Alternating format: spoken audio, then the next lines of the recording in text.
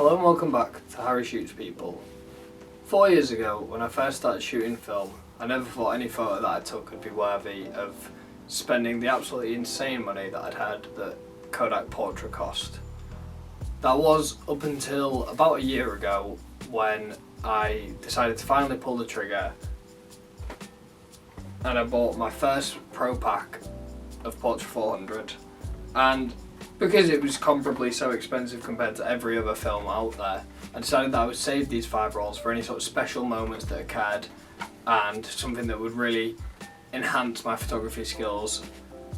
And it's a year later and I finally shot all 5 rolls. So I thought I'd share with you what I actually ended up shooting on Portra 400 over the course of a year.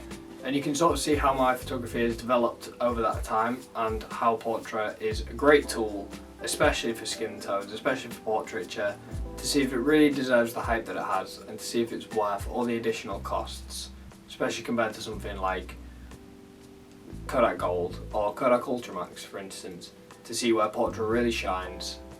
So allow me to set the scene for my first ever roll of Portra. It was March of last year, and me and my newly bought Ricoh RZ 750 and with my Portra 400 in hand, went to go and see Old Boy and Silver Bumper playing at Bal Fashions in Sheffield.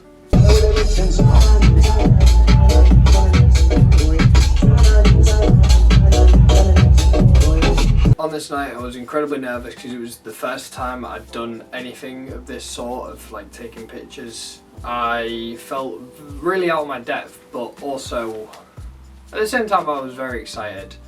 I remember just constantly shooting way too much, taking way too many pictures if anything, but I brought a bunch of film with me and I had 2 cameras at the time, so I was just trying to capture anything that could be any semblance of good.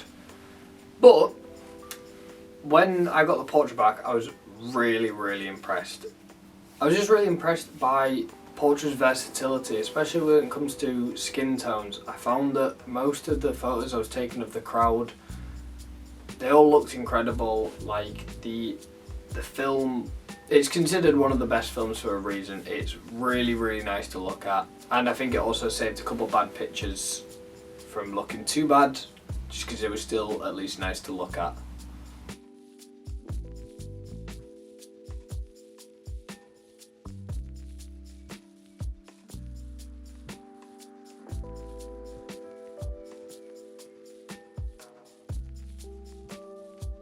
Here's also a photo of me from that night that someone else took on Portra 400, and here's probably one of my favourite photos from that night and that roll. Comparably, I also shot Candido. I'm not sure what speed, but these are the skin tones that picked up compared to the skin tones that the Portra picked up. Same camera, same night, same setting, and the difference is night and day really.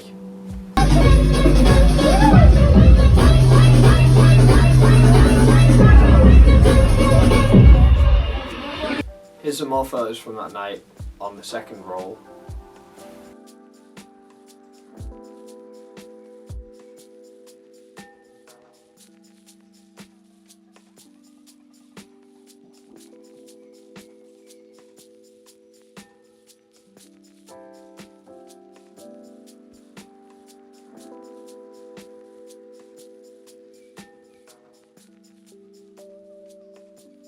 And here are some pictures of friends I decided to shoot with the rest of the Portra that I had left in my point and shoot.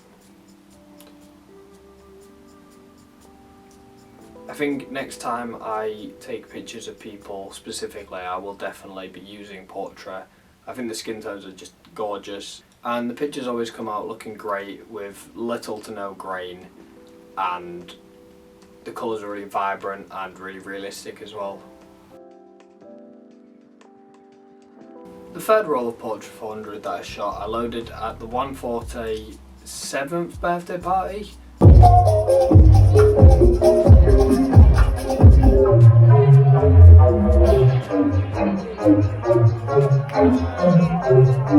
It was a really great night, it was a really great event, and I think it was the first time I really saw what Portra was capable of. I was mostly just taking pictures of my friends throughout the night, but I was really happy with the results.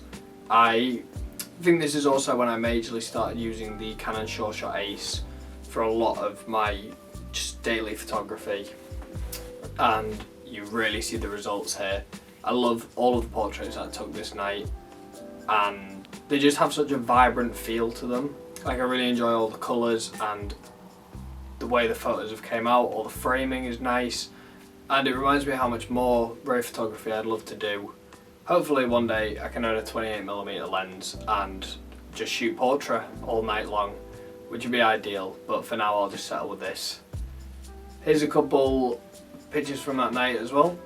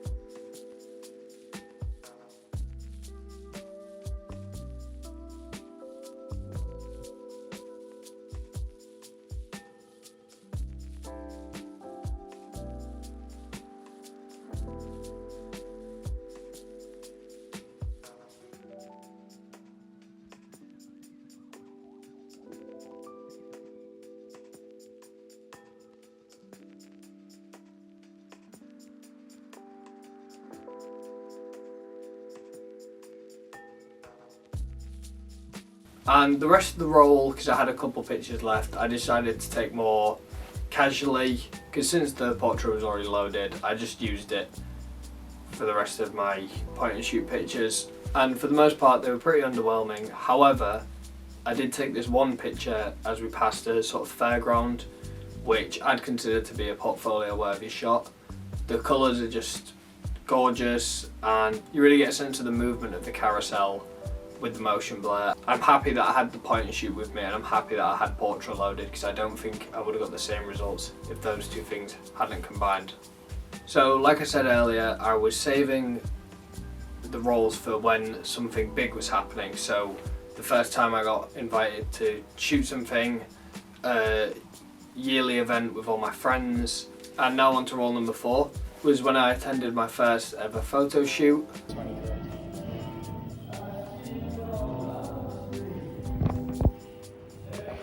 I captured behind the scenes footage for one of the Made by Atelier collections, and again it was a really great day.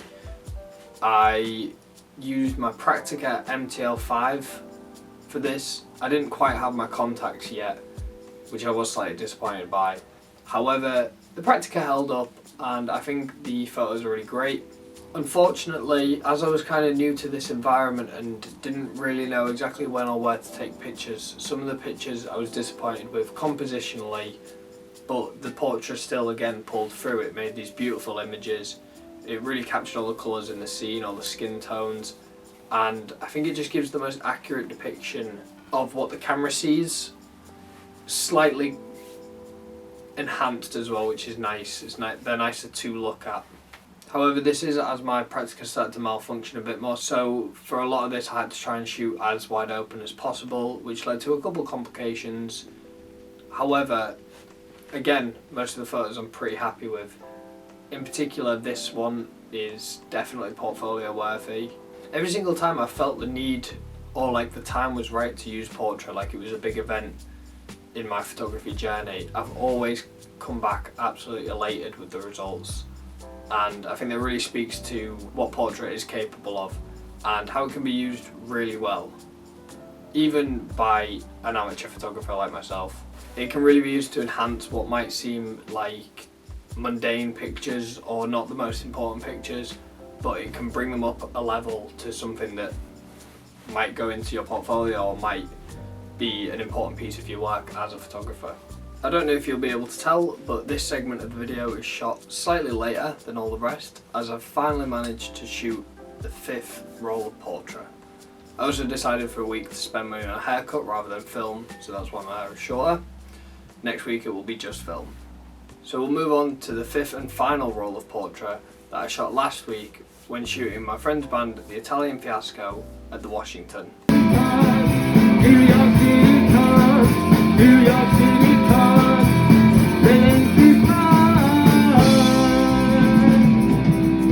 I can understand if you would be led to believe that by the 5th roll of Portra I would have figured it out, and a year passing in that time, but unfortunately not, as I did mess up this roll slightly because the contacts I have has an auto shutter speed mode, and I left it on that thinking that it'd make things easier, but unfortunately due to that and some immense blurriness on my behalf, a lot of the photos are just red blurs. Stylistically, some of them are nice, I do like a few of them. However, for the most part, in terms of like actual photos that you could look at and discern what's going on, maybe they're not the best for that. There were, however, a couple instances where I managed to read the lighting in the room correctly and ended up with these two photos, which I really enjoy. The neon sign is doing a lot of favours for this. I really like the way the subject is lit, and I think the red tones of the image really get across a sense of mood. However, just to prove that I could take a photo that night, I also shot Ilford Delta 3200 for the first time, which was a lot better under the lighting conditions, and here's a couple of the results here.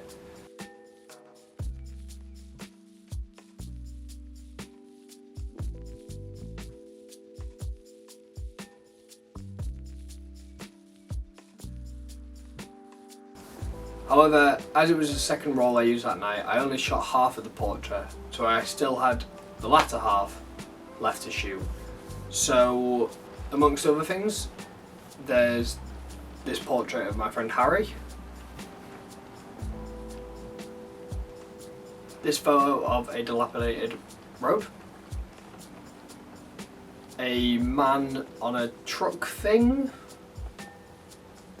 This one I actually quite like. It's from the back of a petrol station, and this one was through the window of someone's house. Because of the reflection of the glass to the building behind, the vignetting around the corner, it almost looks double exposed. Where it would be darker, it's got the brick part over it, so it looks like it's a double exposed, but it's not. But I just really like the ambiance of this.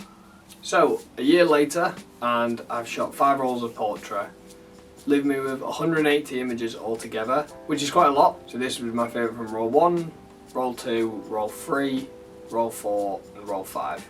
I think given the results of them all, I think my favourite would have to be roll 3 at the 140 event. I think the Rico did a great job of capturing the portraits, and the portrait really just boosted everything that night, and comparably it just wipes the floor with the other 4 rolls. I hope this video has done its job to sell you guys on the fact that portrait can be useful in pretty much every scenario, even when you don't know how to shoot at all. So yeah, I hope you enjoyed. Let me know in the comments which was your favourite roll or your least favourite. Could be all 5, I'd never know. Thank you for watching. Yeah, man.